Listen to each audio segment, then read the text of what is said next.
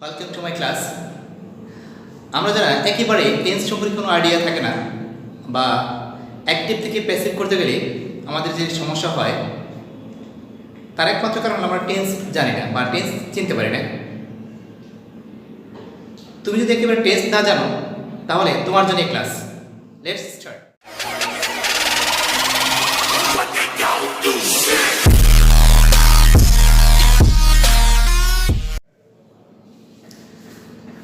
আমরা যখন অ্যাক্টিভ থেকে প্যাসিভ করবো তখন আমাদের প্রথমে যে জিনিসটা আইডেন্টিফাই করতে হবে অবজেক্ট কি বা অবজেক্ট কোনটা। দেখো অবজেক্টের একটা ডেফিনেশন আছে, সেটা হচ্ছে আমরা যখন অবজেক্ট চিন্তা করবো বা অবজেক্টকে আইডেন্টিফাই করতে যাবো তখন আমাদের ধারণা করতে হবে যে ভার্বকে কি বা কাকে দ্বারা প্রশ্ন করবো। আমি ভার্বকে কি বা কাকে দ্বারা প্রশ্ন করবো, অর্থাৎ ভার্বকে কি বা কাকে দ্বারা প্রশ্ন করলে যে উত্তর পাওয়া যাবে সেটাই অবজেক্ট। এখন প্রশ্ন হলো যে অ্যাক্টিভ থেকে প্যাসিভ বা প্যাসিভ থেকে অ্যাক্টিভ করতে গেলে আমাদের কেন এই যে সাবজেক্ট আগে আসে, অবজেক্টটা আগে আসে বা অবজেক্টটা সাবজেক্টের পিছনে চলে যায় কেন?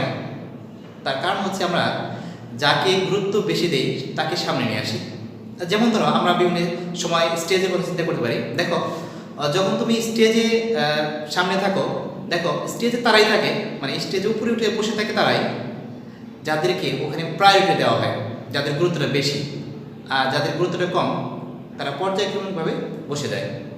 অর্থাৎ যে সবথেকে গুরুত্বপূর্ণ সে থাকে সামনে, তার থেকে আরেকটু কম গুরুত্বপূর্ণ আরেকটু পেছনে, এরকম। আসলে আমি মনে করি অ্যাক্টিভ থেকে প্যাসিভ করতে গেলেও আমাদের ঠিক একই বিষয়টাই। দেখো যখন আমি অবজেক্টকে গুরুত্ব দিচ্ছি তখন তাকে সামনে নিয়ে আসছি, মানে অবজেক্টটাই গুরুত্বপূর্ণ সেক্ষেত্রে। আবার যখন কে বা কারা করছে সেটা গুরুত্বপূর্ণ তখন সাবজেক্টটাকে আমি সামনে নিয়ে আসি। তো আর কথা না বাড়ে আমরা অ্যাক্টিভ থেকে প্যাসিভ শুরু করি। দেখো অ্যাক্টিভ থেকে প্যাসিভ করতে গেলে আমাদের সার্বজনীন একটা রুল আছে, সেটা হচ্ছে অ্যাক্টিভ ভয়েসের অবজেক্টটাকে আমি প্যাসিভ ভয়েসের সাবজেক্ট নয়, অর্থাৎ অবজেক্টটাকে সামনে নিয়ে আসবো। অবজেক্ট এটা প্যাসিভ, অ্যাক্টিভ ভয়েসের অবজেক্ট যেটা ছিল, তারপরে অক্সিলারি ভার্ব, তারপরে ভার্বের পাস্ট পার্টিসিপল, তারপরে বাই, ওপি মানে হচ্ছে আদার প্রিপোজিশন, তারপরে সাবজেক্ট। এই সাবজেক্ট হচ্ছে আমাদের অ্যাক্টিভ ভয়েসের যে সাবজেক্ট ছিল সেই সাবজেক্টটা। আর যদি সেটা প্রোনাউন হয় তাহলে কিন্তু এখানে তার অবজেক্টিভ ফর্ম হবে, কারণ এখানে এসে সেটা অবজেক্ট হয়ে যাচ্ছে। এখন আমরা যদি টেন্স না চিনি সেক্ষেত্রে কি করতে পারি? নাম্বার 1, যদি দেখি ভার্বটা V1, অর্থাৎ ভার্ব বেস ফর্ম অথবা প্রেজেন্ট ফর্মে দেওয়া আছে, সেই ক্ষেত্রে আমি এম, ইজ, আর বসাতে পারি। আরেকটা কথা বলে রাখি, অ্যাক্টিভ থেকে প্যাসিভ করতে গেলে আমাদের সব সময় এই অক্সিলারি ভার্বটাই চেঞ্জ করতে হয়, আর অন্যান্য যে সমস্ত বিষয়গুলো আছে এটা খুব একটা চেঞ্জ হয় না। সেজন্য আমি শুধুমাত্র অক্সিলারি ভার্বগুলোকে দেখাচ্ছি। যদি V2 থাকে অর্থাৎ পাস্ট ফর্ম থাকে সেই ক্ষেত্রে আমাদের ওয়াজ, ওয়ার হবে।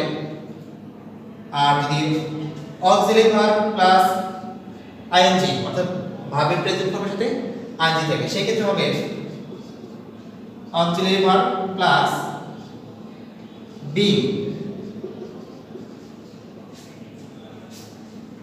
Have, has, had plus B3, অর্থাৎ যাকে বলি আমরা পারফেক্ট টেন্স, সেটা প্রেজেন্ট হতে পারে বা পাস্ট পারফেক্ট হতে পারে। যে কোনো পারফেক্টের ক্ষেত্রে আমরা এই সমস্ত অক্সিলারি ভার্ব মানে যদি হ্যাভ, হ্যাজ, হ্যাড এই তিনটে আমরা বসাতে পারি, have, has, had plus be. দেখো যদি modal auxiliary plus auxiliary verb থাকে এখানে আমাদের মডেল অক্সিলারি ভার্ব, সেই ক্ষেত্রে কি হবে? তাহলে সেই ক্ষেত্রে model auxiliary plus be verb হবে, অর্থাৎ ওই মডেল অক্সিলারির সাথে বি যোগ হবে। তারপরে এই প্রত্যেকটার সাথে আমরা ভার্বের পাস্ট পার্টিসিপল বাই মানে এইটুকু আমরা যোগ করতে পারি, যার জন্য আমি শুধুমাত্র এই অক্সিলারি ভার্বগুলো লিখছি আর অন্যগুলো লিখি না। এবার আমরা বিষয়টা একটা এক্সাম্পলের মাধ্যমে ক্লিয়ার করতে পারি। দেখো মাদার রাইটস অ্যান ইমেল, আমি সবসময় তোমাদেরকে বলি অ্যাক্টিভ থেকে প্যাসিভ করতে গেলে তোমাকে অবশ্যই ভার্বের দিকে খেয়াল রাখতে হবে।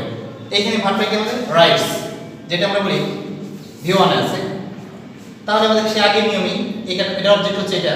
যেমন এই ভার্বকে যদি আমি প্রশ্ন করি কি লিখে, উত্তরটা আসে অ্যান ইমেইল, তাহলে এটাকে আমরা সাবজেক্ট বানাবো অ্যান ইমেইল। তারপরে যেহেতু V1 আছে, আমরা জানি V1 থাকলে am is আর হয়, অর্থাৎ এখানে আমরা লিখবো যাতে অ্যান ইমেইল থার্ড পারসন এবং সেটা সিঙ্গুলার, সেদিন আমরা লিখবো is। আর V3 তার মানে এই ভার্বের past participle written by mother.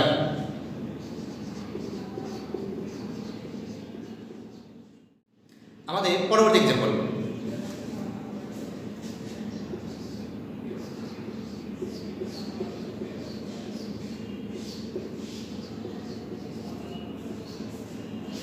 I helped them। এখানে আমাদের ভার্ব হচ্ছে helped, যেটা আছে V2, আর এখানে অবজেক্ট হচ্ছে them, তাহলে এটা আমাদের সাবজেক্ট হয়ে যাবে। them এর সাবজেক্টিভ ফর্ম হচ্ছে they, যেহেতু V2 আছে আমরা জানি V2 থাকলে was were হয়, তাহলে যেহেতু এটা প্লুরাল তাহলে এখানে হবে were। তারপরে এই ভার্বের past participle helped by I এর অবজেক্টিভ ফর্ম হচ্ছে me, এই I যেখানে গিয়ে অবজেক্টিভ ফর্ম হয়ে গেল me। আমাদের next example, he is fixing the computer। দেখো এখানে আমাদের আছে auxiliary verb প্লাস ভার্বের সাথে ing, আর এখানে অবজেক্ট হচ্ছে the computer, তাহলে the computer subject the computer। আর যেহেতু এখানে auxiliary verb আছে is, আর এটা থার্ড পারসন সিঙ্গুলার আমরা সেক্ষেত্রে is ইউজ করতে পারি is। আর যদি কন্টিনিউয়াস টেন্স মানে হচ্ছে কি অক্সিলারি ভার্ব প্লাস ing আছে ভার্বের সাথে, সেক্ষেত্রে আমরা being ব্যবহার করতে পারি being fixed by him।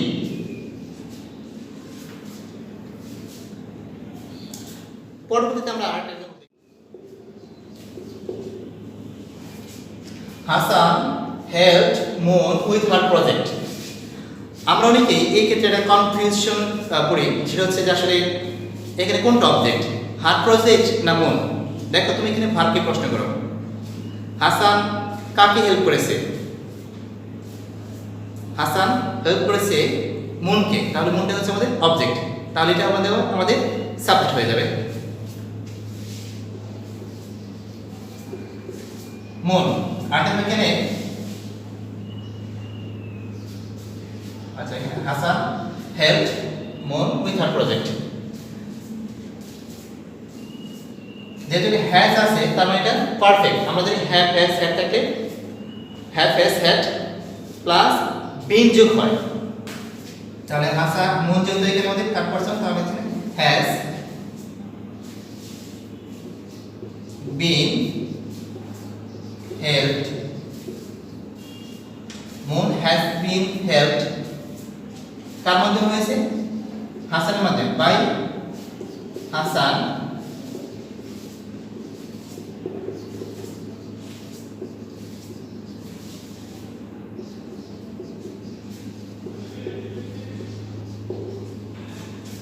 তার সাথে শিখিতে পারবো Moon has been helped by Hasan with her project।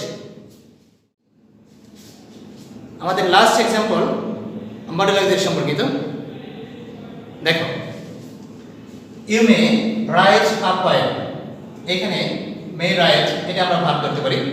আর দেখো এখানে মে আছে যেটা মডেলাইজারি, এইবার এই ভাগকে প্রশ্ন করি যে কি লিখে আ পোয়েম, তাহলে এটা আমাদের অবজেক্ট, এটাকে আমরা সাবজেক্ট বানাবো। তাহলে আ পোয়েম মে, আর আমাদের এই মডেলাইজার থাকলে ওই মডেলাইজার যেটা হয় তার সাথে কি যোগ হয়, বি যোগ হয়, মে বি। এইভাবে পাস্ট পার্টিসিপল মানে এই বি3 যেটা বলি আমরা রিটেন, তারপরে বাই ইউ, এটা হচ্ছে এর সাবজেক্টিভ ফর্ম অবজেক্টিভ ফর্ম সবাই। তাহলে by you. A poem may be written by you. আশা করি তোমরা এই রুলসগুলো বুঝতে পেরেছ। পরবর্তীতেও অন্য কোনো টপিকস নিয়ে হাজির হবো। সে পর্যন্ত সবাই ভালো থেকো। আল্লাহ হাফেজ।